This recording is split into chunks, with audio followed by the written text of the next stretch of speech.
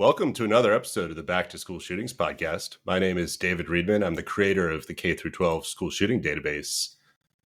And one of the ways that I get information for the database is through Google Alerts. And in addition to shootings that happen and incidents at schools, these alerts also hit for all of the research on this topic, and especially any research that cites the K through 12 school shooting database. Before we get into the topic for the research today, I wanted to look back at an op-ed that I wrote right after the Oxford school shooting. So this was published in the Kansas City Star back in the winter of 2022, because the Oxford school shooting made national news for a whole week. But there were a lot of other incidents that happened during that same period of time. There were 22 other shootings that happened in December, right after the attack in Oxford, Michigan. In fact, there was a shooting the same night that the Oxford shooting took place at Humboldt High in Tennessee. And 3 people were shot at a basketball game inside of the school. But there wasn't even a mention on the news. And as there was a week of coverage from Oxford, there wasn't a mention of the 3 people shot at the school in Tennessee. And when I looked at the characteristics of that school, 78% of the students there are Black. It ranks in the bottom 20 for test scores and graduation rates. In fact, of the 30 different shootings that I looked at in that month, the consistent theme is that they were at disproportionately Black and poor schools. At McKinney High, where there was a shooting just a week after Oxford, only 1% of students at that school pass an advanced placement exam. So there is something that's going on in this space where the poorest and most vulnerable students in the country are taking a disproportionately large impact from gun violence, both in the number of incidents and the lack of attention to them. So a paper that popped up in my news alerts last week was titled "Gun Violence Lowers Academic Achievement, Especially for Black Children." So the guest today is Dr. Algaran Austin, and he's from the Center for Economic Policy and Research, and he's the author of this paper. So Dr. Austin, thank you so much for joining the show. It's a pleasure to be on the show. And thank you for your database. It was very useful to my work. Excellent. So before we get into this paper, I just want to frame kind of what's your background, what gets you to this point where you're studying economic impact and working for kind of a policy research center. Well, many of the people in my family are in science related fields or engineering. So I have an older sister and brother-in-law who are chemical engineers, and an older sister who's a meteorologist, and another older brother who's a doctor. And, an uncle who was, did work connected with Bell Labs. So in high school, I was very much on a science and engineering track. And then I just, I read I think in high school and also early in college, I read the works of James Baldwin, who spoke extremely eloquently about the problems of racial inequality and racial injustice in American society. And I just felt that, I should use my sort of analytical skills to address this problem. I often say that I was lucky, although in one sense, I grew up in relatively segregated places. In another sense, they weren't completely segregated. So although I lived in New York, I lived in a community that was majority Black, but also had a significant Puerto Rican population. So in that sense, it wasn't purely segregated. And I went to a magnet high school that was very racially diverse. So I know that, people from different racial backgrounds can can live together and live together well and treat each other fairly. But yet, when you look at the society as a whole, it's clear that there are very significant racial inequalities. It's clear, and the research shows this, that there is racial discrimination. So we have a lot of work to be done on this problem, and my career has been trying in the small ways that I can to help make the United States a more racially equitable and just society. I can say that while I'm a sociologist by training, so I gave up on, mechanical engineering, which is the track I was headed, and went into sociology, and sociology in particular because of all of the social sciences. Sociology, I think, is the most robust and has the most robust theory and research around racial inequality, around racism, racial inequality, etc. So, so that's how I ended up. Which to pause for folks, because I think a lot of people don't really understand what sociology is. I actually did all of my PhD coursework in sociology at the University of Hawaii, and I didn't know what sociology was. I just chose it because criminology and criminal justice kind of fall under the umbrella of what sociology is. But taking the classic and contemporary theory courses, taking other courses within sociology, I think what speaks to your experience and your drive is, I don't know who this quote is from, but it's sociology is speaking for those who don't have a voice. And that it's about understanding the people that have power and the people that don't in societies. And so kind of mechanical engineering to sociology is, there's the idea of being kind of the social justice warrior, but being a sociologist is being like the social justice thinker. And what would take you from being somebody that's interested in mechanical engineering into that space? Yeah, well, like I said, it's a recognition of the sort of racial inequality in American society. But sociology is, you asked what is sociology, and it is an extremely broad field. So but the simple answer is correct. It's an attempt to apply kind of scientific tools and methodologies to understand science, so to understand society. So in that sense, it's not a complete, the moving from mechanical engineering to sociology uh, is not as big a sort of disjuncture as people might initially feel, because if you're doing sociology, you are trying to do science. You're doing social science, which is not the same as hard science. It's a lot fuzzier because human beings are complex, and when you have a society, collections of human beings are even more complex than a single human being. So it's there's someone said, some social scientist says, yeah, I'm not doing rocket scientist. I'm doing something much harder. Which in a sense it is. And that's why I think so much social science research is mixed methods. Yes. Because in the bench sciences, you have very clear measurables. We're putting this amount of chemical with this amount of chemical, and we're measuring what the degree of the reaction is. In the social sciences, you can try to quantify things, which is kind of the methodology for the school shooting database, turn hundreds of variables into binaries and categories and try to get findings from that. But the findings don't mean anything unless you have context and stories behind them. And I think that's a lot of why I was interested in talking to you today, because it's understanding disparity. And if you don't have the cultural context to see that this school is different from that school, that the characteristics of these students are different, that the opportunities around these students are different, then ones and zeros can just get lost. Exactly.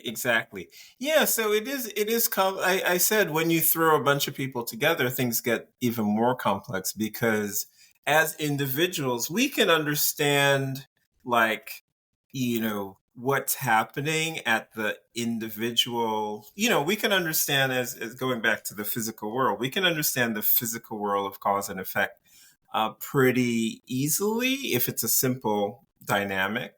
But societies are incredibly complex, and there are macro level causes that it's hard for people to see at the individual level. So let me just say one more thing about my biography, and then I'll get back to that point.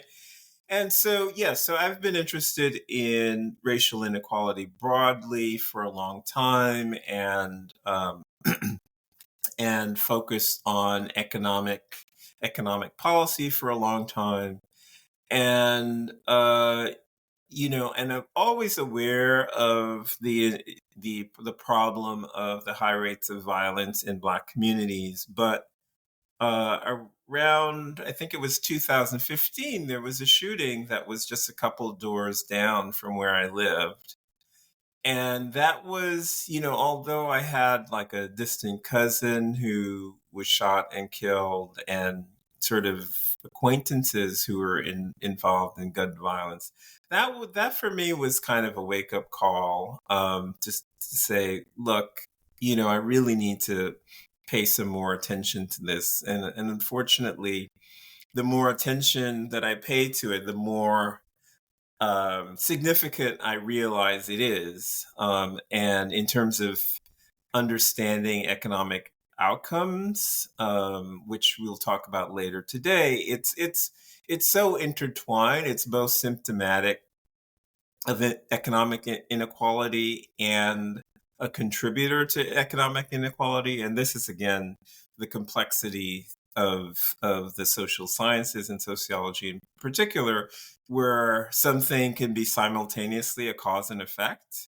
at the same time, so but yeah, in terms of the other thing, the point I was making about these macro forces that are hard to see. So one of the pieces that I did was looking at the relationship of racial segregation and gun violence.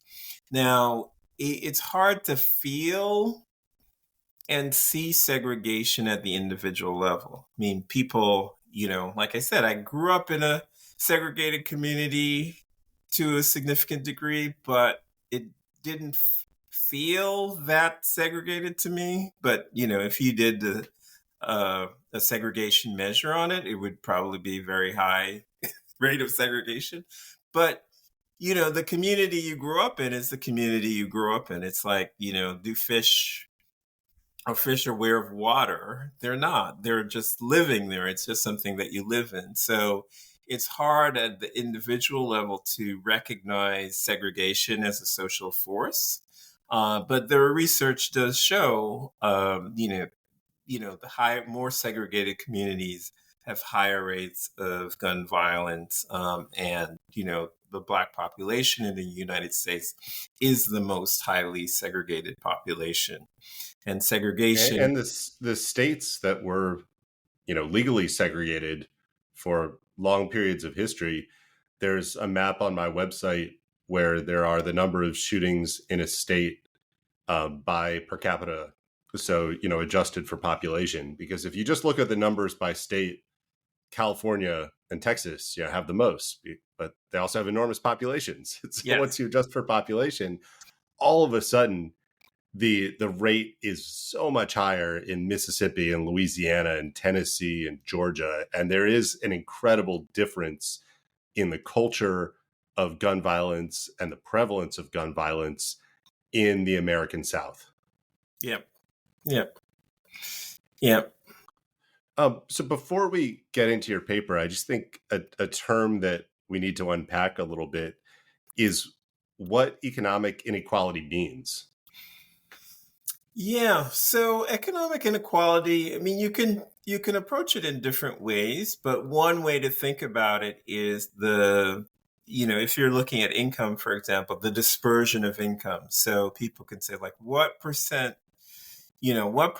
of all of the income does the top 10% of the society have? So for example, if you had a society and you divided it into you know, buckets of 10, 10.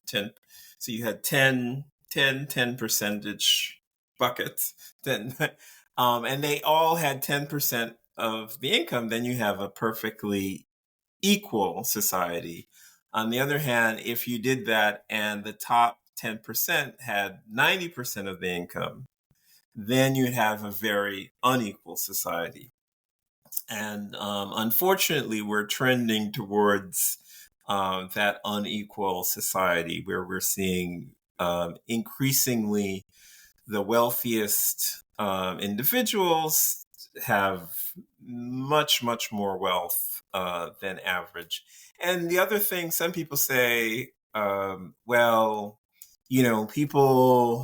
people aren't starving, so there isn't economic inequality. But again, human beings are we're dealing with human beings and human psychology and human sociology. For human beings, inequality matters. So even if you're not starving, if you're in a society with a great deal of inequality, economic inequality, we see worse outcomes. We see more violence. We see shorter lifespans. So again, these complex social forces have an effect. So absolute poverty, not being able to feed yourself is real and severe, but also relative poverty, relative inequality matters a lot to human beings and has negative outcomes. Oh, thank you. That's kind of a really clear explanation, kind of at the national level. How does that impact within communities? Because unfortunately, kind of looking at the disparity of the shootings that are involving some of the most vulnerable and some of the poorest students in the country, we have this kind of dichotomy of two different problems that get lumped together as school shootings. One is the suburban and the rural community problem of a student who develops a grievance, almost always a white male in their teens, and they direct that grievance at the school, and it builds and builds and builds until the point where they plan an attack. The attack is planned for weeks, months, or years, and then they go into the school and they randomly start shooting at their classmates. That is a problem. 18 of the 25 highest casualty school shootings happened in small rural communities. They happened in places like Perry, Iowa, and this tiny community outside of Des Moines. Those are the attacks that get headlines. Most shootings at schools are in urban and suburban areas, a lot of them involving students that or involving schools that are some of kind of the worst academic performers, have very harsh funding problems, have a lot of students that are on free and reduced lunch, talking about kind of degrees of poverty where the students might be getting their only meal of the day at the school. And those are shootings that almost all of them are spontaneous. Somebody was not planning to shoot anyone that day or that week, but a fight broke out, a conflict broke out, a conflict between groups had been escalating, and it turns into a shooting on that campus. And those are much more common. There are 2 or 3 planned attacks every year. There are 300 or more shootings on campuses every year. And so how does that kind of disparity of opportunity and economic inequality within these cities kind of contribute to these dynamics of violence?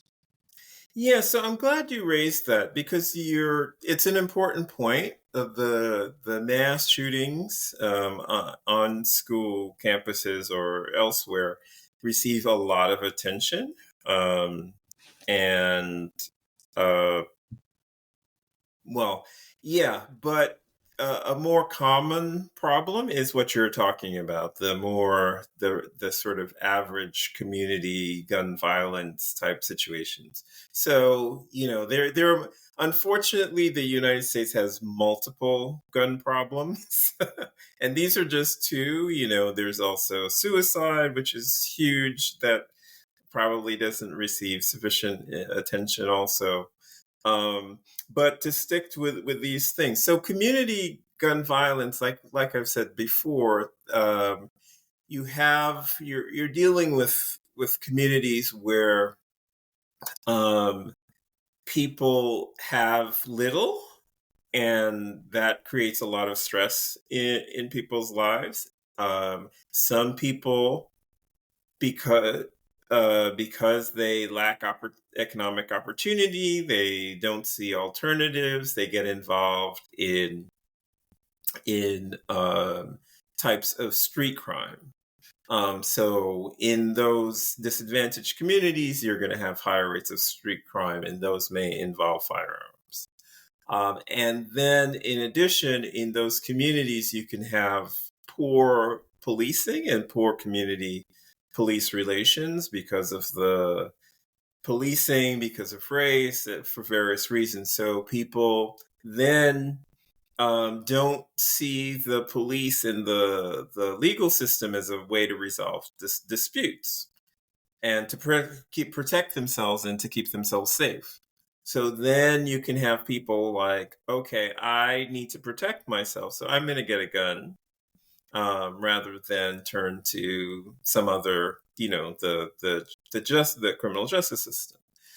So you get these communities where guns and violence become not really normalized. That would be an exaggeration, but I think for some groups, it is kind of normalized. And this sort of retaliation. People also say that because and this is a theory or hypothesis, because of in these disadvantaged communities, people have so little to build their self-esteem on. They have little economic opportunity. They can't point to, well, I achieved this, I have this job, I have this family, etc.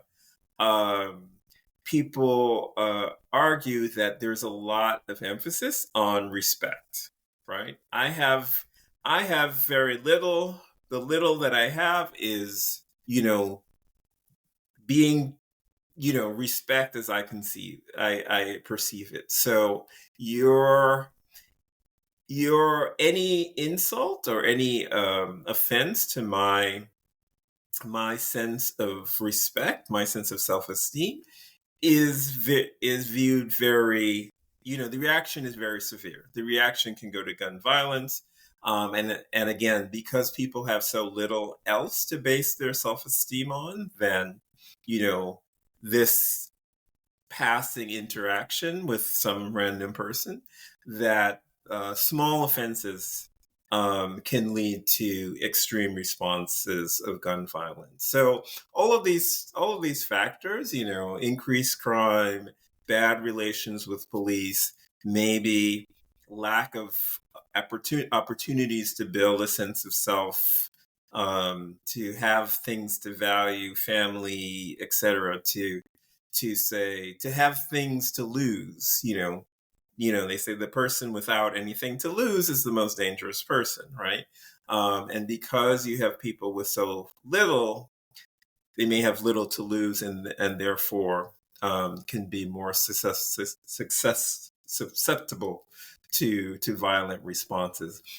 I think it's some data that might point to supporting two of those theories. I think there were 2 points you pointed there. One about fear and one about respect. Is I gathered data last year on students arrested with guns at school because I wanted to kind of better understand the characteristics of that. So I found about 800 cases of students arrested with guns on campus.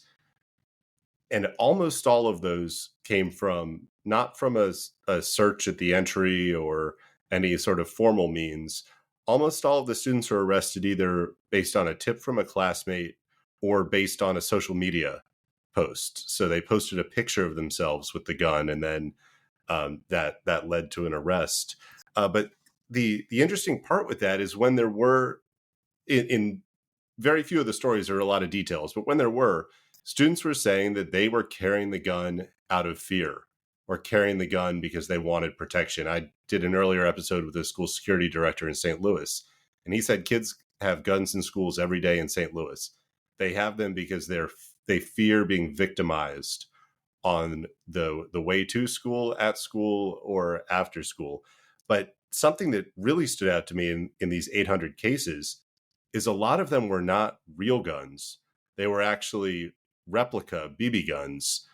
So now on Amazon or any other retailer, you can buy an exact copy that looks basically indistinguishable from a real handgun unless it's inspected closely.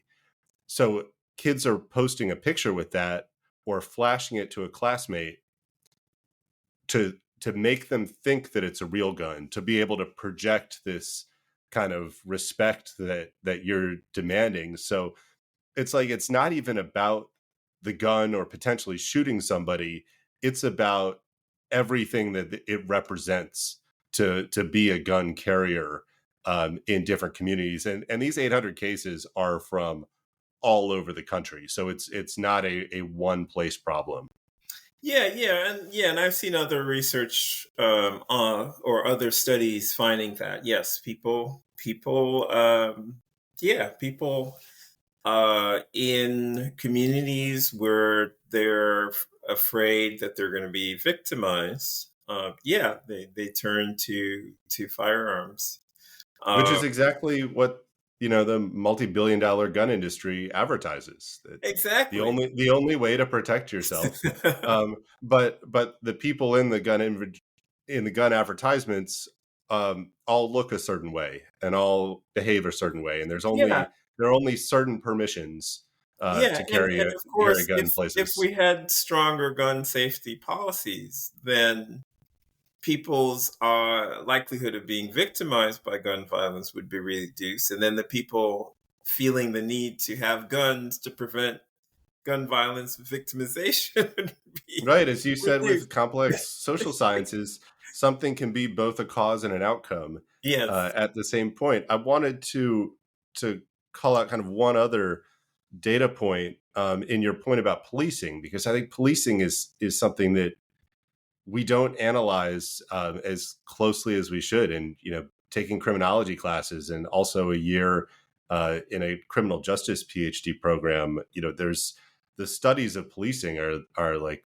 30 and 40 years old that are like seminal things, and the world's changed a lot since then. I mean, we were still reading a 1970s book about types of police behavior as kind of a core text in criminal justice. But I just saw some data this week from a state law enforcement agency on school shooting threats in September. And across the state, this was the roll-up of all of the arrests for school shooting threats. Black students in that state make up 12% of the public school population. 50% of the arrests were Black students. And looking at school shooting threats are usually focused on detecting kind of a planned attack. Very, very few of those across history have ever been committed by Black students. So I did want to get your thoughts about where some of these disparities in policing are really evident in society, because 12% of the students making up 50% of the arrests in a space that is rarely committed by a Black teenager, that seems like a flag of a major inequality. Yeah. So these were these were arrests where they thought someone was going to plan. There was a plan. Yeah, some sort of threat. These were all students arrested for terroristic threat, charged with terroristic threats. Oh, okay. Yeah, I mean, getting back to where I started, there is racial prejudice, discrimination in our society, and Black people are more likely to be assumed to be violent. Black children are more likely to be assumed to be older and perceived to be more threatening than white children of the same age. So I think all of these factors would come into play in the the police being more likely to arrest, more likely to have a harsh response to black children. So yeah, so that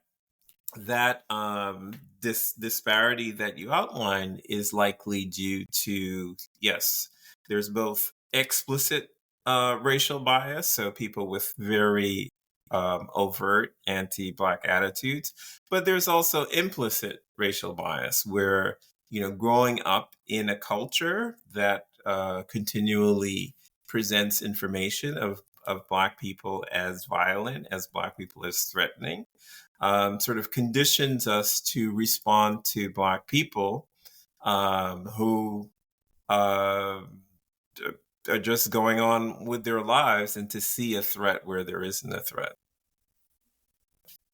And well, I think that's kind of the segue into talking about your paper, which is gun violence lowers academic achievement, especially for Black children. And some of the pieces that you lay out in this paper are, the data from the K through 12 school shooting database showing that there has been a near exponential increase in the amount of gun violence on campus. And again, most of that at really poor, disadvantaged schools. But at the same time, you lay out data around achievement in language, achievement in math scores. Kind of, can you walk us through kind of the methodology and findings of this paper? Yeah, so this paper, I'm really thankfully there's a growing attention within sociology and other social sciences to the effect, the sort of the collateral consequences of gun violence. We focus a lot on the, this person was shot, and we think that's the extent of gun violence. It's like there's a shooter and then there's a victim. But really, and I'm very happy that the Surgeon General, Vivek Murthy, has been bringing some attention to this, that the impact of gun violence really ripples out way beyond the shooter and the victim. There are the people who just were nearby and saw what happened. There's the people who, were friends and family members, even if they weren't nearby, they're being affected. The research is showing that in the case of the school, then you have increased teacher turnover. You have all these broad ripple effects in the community. People may feel like, well, that's a dangerous school, I'm not going to move into that community. So that can have economic effects. So broad effects. So, but in a little more narrow frame, like we're talking about, just this research, this growing body of research is looking at what's the effect on academic achievement after a school shooting, or in this case, I also talk about just the gun violence in the community that children are exposed to. And there's been, seminal study that looked at a sniper attack on a school playground.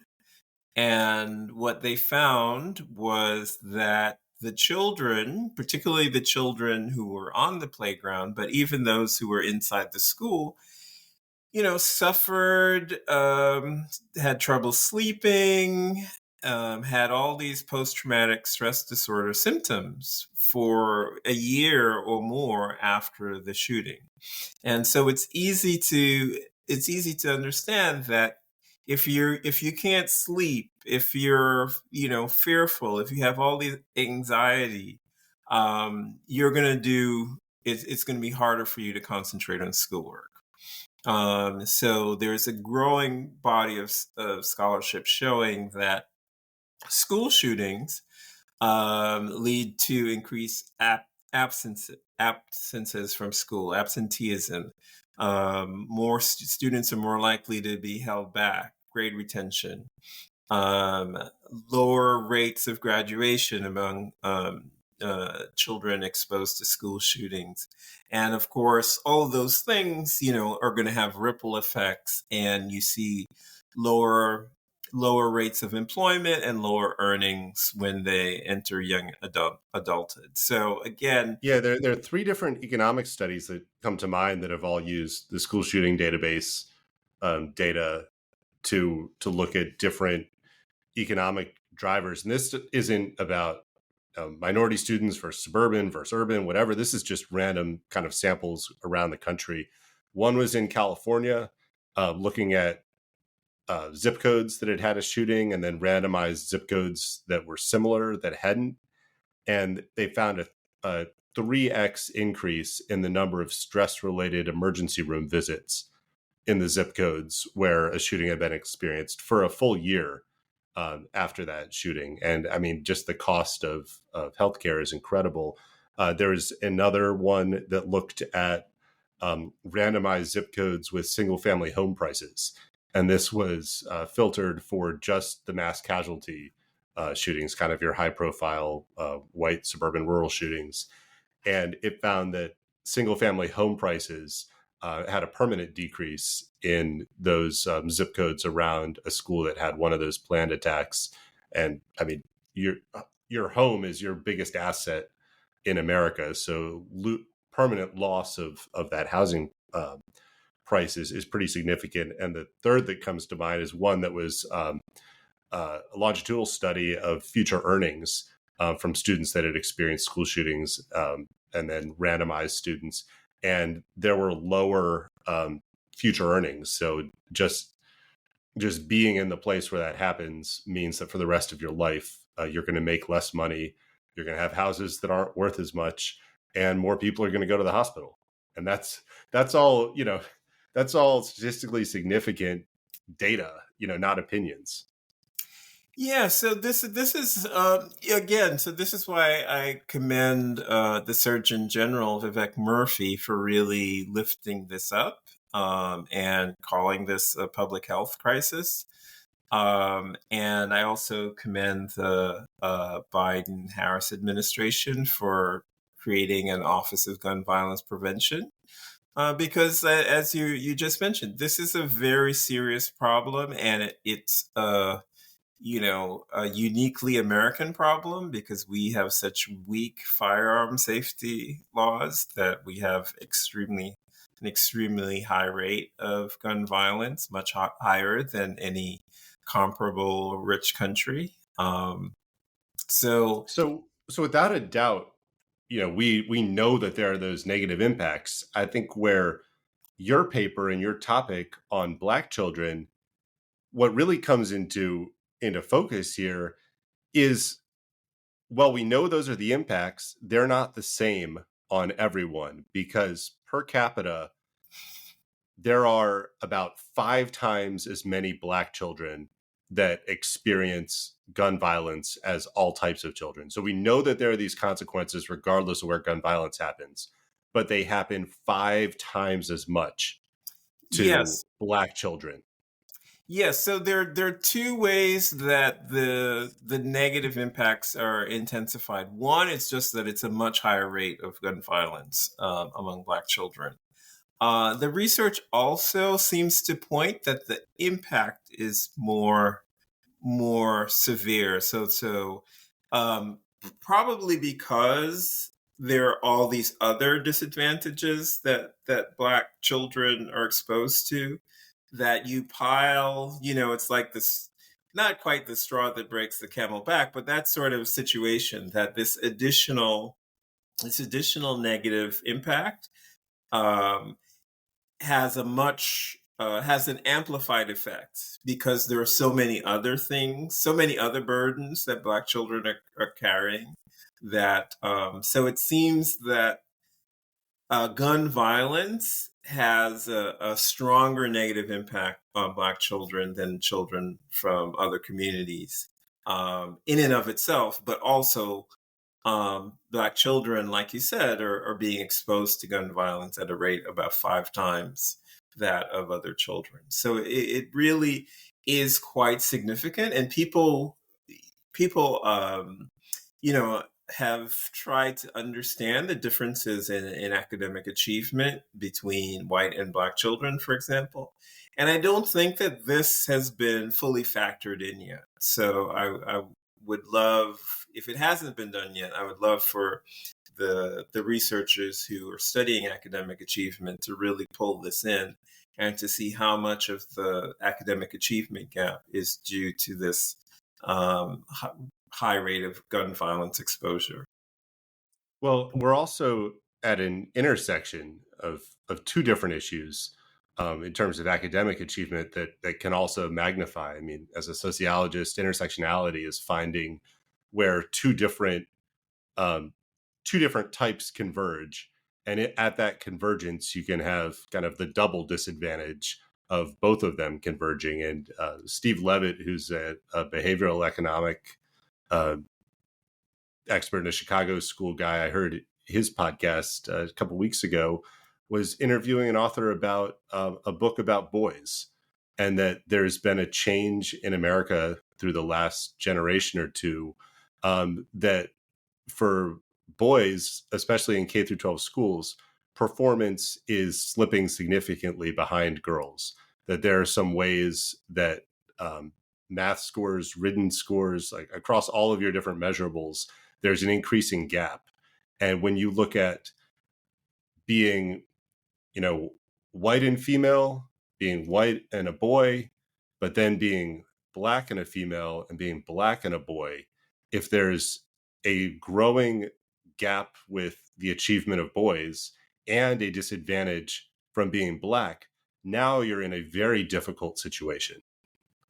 Yes, yeah. So this research, I mean, some of the research that I mentioned in the piece, yes, they do find the strongest effects on boys.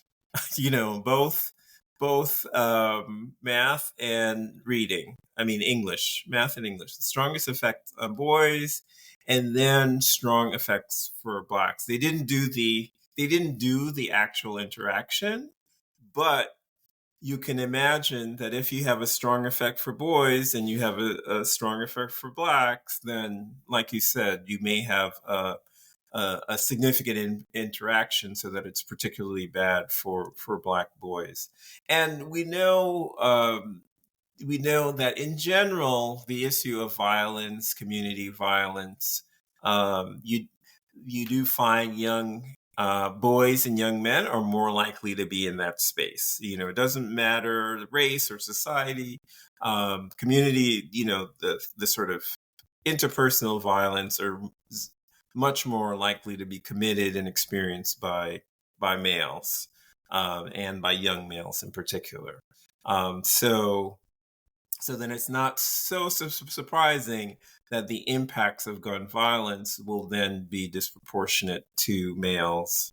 And so you have all the issues and disadvantages that Black people feel, but then you have violence, which is a disproportionately male phenomenon. So you have a strong effect for Black males. So unfortunately, the dynamics in the country are about to change significantly after the election. You mentioned the Office of Gun Violence Prevention. That's an office that I've had some interactions with, and it stood up during the Biden administration. It never really got any of the funding and resources needed to start pushing research, to start pushing policy, to start putting kind of best practices out at the state and local level. But had there was the framework there for it to expand in the future. By all accounts, the expectation is that office is going to be closed the day after the election. There's been a push in the last couple of years to open up some funding for gun violence research. It now, with potential supermajorities, it's very likely that the door is going to be closed immediately on that. And there are a lot of community level lifelines for people that are heavily dependent on federal funding, as there are pretty consistent discussions about cutting federal resources at just about every level. So in the face of all of these significant changes that kind of go in the direction against preventing gun violence, what are you thinking about, and what can communities start doing to still make a difference? What are some places where we can still try to make progress in addressing some of these problems? Yeah, so like you said, it's a not there are significant headwinds, and the small advances that were made are likely to be reversed. So what people typically do in this case is turn to states and hope that states can step up. And unfortunately,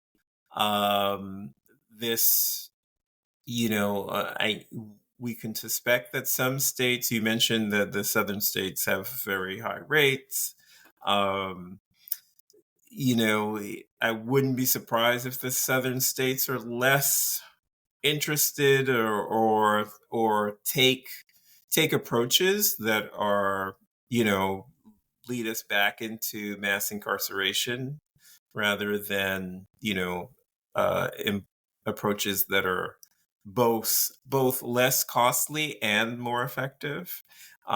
So yes, we can hope that at the state level, the states step up, recognize how much this costs, as you talked about. How much does it cost in terms of healthcare? How much does it cost in terms of property values? How much does it cost in lower earnings and lower productivity of our And cost children, and incarceration. I mean, you and the just cost of brought that incarceration? up. Yeah. I think what parents and school officials don't realize is how somebody becomes incarcerated. And there are a lot of different life course and social factors that have either strong correlates or no correlate to being incarcerated. The strongest correlate to adult incarceration is early entry into the juvenile justice system. The second strongest correlate to adult incarceration is not completing high school. And one thing that parents and school officials and school boards at the very local level can have influence on is zero tolerance policies in schools, because that is something where a zero tolerance policy, or in some cases like Florida's post-Parkland law, which requires police to make an arrest, so formal juvenile justice intervention with any type of threat, that results in essentially a kid that's going to be incarcerated as an adult. Every time you apply zero tolerance policy, that is going to be one of your habitual lifetime offenders that is being created right in that moment. Are there other pieces of advice that you could offer to somebody that they can implement or try to influence in their local community that you think can have a positive impact? Yeah, unfortunately, I don't have much other than to, as individuals, we should use our voice and try to, like you just said, try to encourage our policymakers to make the smarter decisions, the decisions that are both more effective and less costly. I mean, it's a kind of a win-win solution. So try to get our elected officials to recognize those solutions. But it is an uphill battle. But it's definitely a battle worth fighting because the costs are so high. Um, and the benefits are so great if we, with the progress, whatever progress that we make. In my work, again, I work in the economic policy space, so I'm very much focused on employment programs and how they can be used to help reduce gun violence. So, for example, there is a program in Chicago that I forget what the acronym stands for, but the acronym is REDI, REDI, and that has been shown to be very effective at reducing gun violence. But it combines employment with cognitive behavioral therapy. And there are other programs. I mean, summer jobs programs for youth, I think have been shown to be effective. And so these are things that can be done at the city level, can get some maybe even expanded at the state level or get state funding to help out the more disadvantaged cities. So there are a number of programs like that I think individuals should encourage their local and state elected officials to invest in. Yeah, and then I think it's important, especially for the kids and as parents and community leaders talk to kids, is not gaslighting them into thinking everything is fair. Letting kids know that there are gaps, that in a Black community, there are disproportionate impacts, that being a boy, there is an achievement gap, but there are things that you can do to start lifting yourself, and there are things that you can do that put you at greater risk of having a more negative life course. And carrying a gun every day, being a habitual gun carrier as a teenager or even as an adult, increases your risk of getting into a situation that's going to have a really negative impact on the rest of your life or Yeah, on ending someone else's life. that's a really important point. I mean, you were talking about, kids, young people carrying these fake guns that look very real. What I immediately thought of is that a police officer is not going to know that that gun that you have is not a real gun. They will treat you as if you have a real gun. And I spoke about both explicit and implicit racial bias that exists among everyone, including police officers. So you don't want to be a young Black male with a fake gun and think that, oh, the police won't shoot me because it's not a real gun. No, the police will react to you as if you have a real gun, and they're more likely to shoot you than a similar person who's white. So yes, unfortunately we do have to educate our youth that that is the reality. So, and the school will teach that, will treat that fake gun like it's a real gun too when they apply zero tolerance disciplinary policies, and that fake gun gets treated as a real gun in the charges, such as possession of a firearm on campus is a federal offense with 10 years in prison.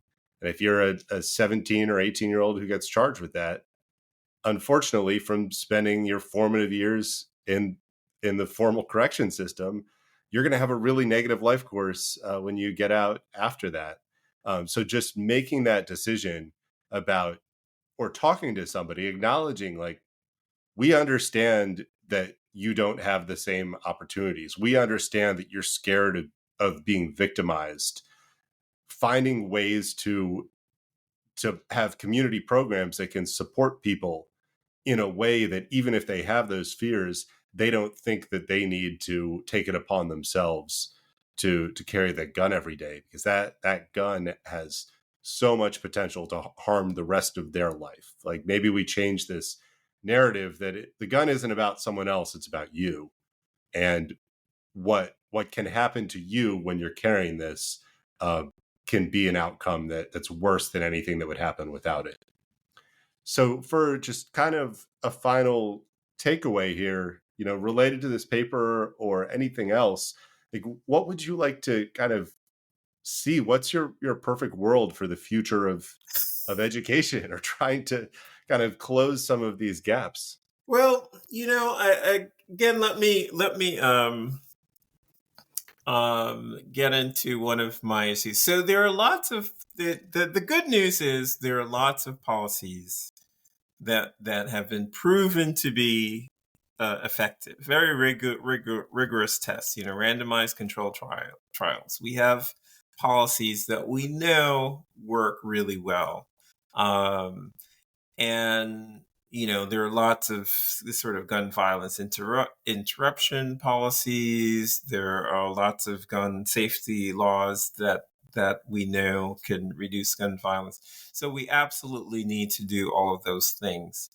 However, one sort of minor debate that I get into, or that I'm having, is that we can't ignore the underlying economic um, opportunity and its contributing factors. So the reason why sort of middle class and upper middle class white communities have very low rates of gun violence typically is not because they have more community violence interruption programs than poor Black communities. It's because they have lots of resources. They have resources and opportunities. So if we're really serious about, one part of reducing gun violence has to be about making a more equitable society, making sure that we don't have communities of concentrated poverty and disadvantage. So that's there has been some of the debate where people say you have some camps who are like, well, it's all about economics and it's not about, and ignore the other things. And then you have some people who are like, well, we just need these interruption programs and we can ignore the economics. And we really need a holistic approach and recognize that all of these things are really important. So in my ideal world, we pay attention to all of the components. And unfortunately, as we were talking about, social life is complex, and this is a complex problem. There are multiple factors contributing to them, and I'm hoping that we don't we aren't narrow in our views of solutions, but really expansive when we think about what needs to be done. Well, I think that is a vision for the future. So thank you so much for joining the show today. For everyone out there, this is Dr. Algernon Austin from the Center for Economic and Policy Research. In the show notes, there's a link to his paper and to his bio. And thanks so much. This is a great discussion. My pleasure. Yes, I enjoyed it thoroughly.